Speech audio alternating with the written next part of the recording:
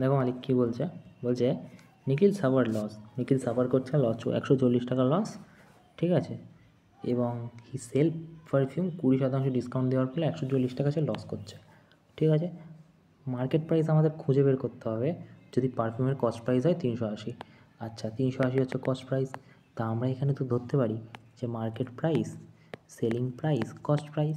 আচ্ছা এবারে আমাকে বলো কস্ট প্রাইস কত দেওয়াই আছে 380, রাইট। এবারে কি বলছে, 20% 140 টাকা কমে বিক্রি করায় লস হয়েছে। এবারে এইটা যদি কস্ট প্রাইস হয় নিশ্চয়ই 380 বাই 140 করে যেটা হবে সেটাই সেল করেছে, তাই জন্য লস হয়েছে।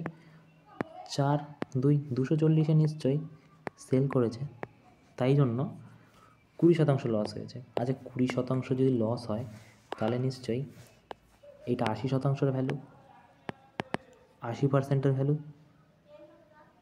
রাইট। না না ভুল বললাম, সরি, কী বলছি, আমি বলতে চাইছি যে 20% লস করেছে, মানে 20% লস করেছে, তার মানে নিশ্চয়ই হ্যাঁ 80% ভ্যালু এটা, রাইট। আমি ঠিকই তো বললাম, 80% ভ্যালু এটা 240। আচ্ছা 1% ভ্যালু কত, বাই 80, আমাদের কী দরকার 100%, তাই না। 80% এখানে ধরে নিয়েছি, 80% মানে 100% দামে যদি বিক্রি করতাম, আমি ধরেছি 80%, তো 80%-এর ভ্যালু যদি এটা হয়, ঠিক আছে, তাহলে 100%-এর ভ্যালু কত হবে, তো কস্ট প্রাইস পেয়ে যাবো, এই মার্ক প্রাইস পেয়ে যাবো।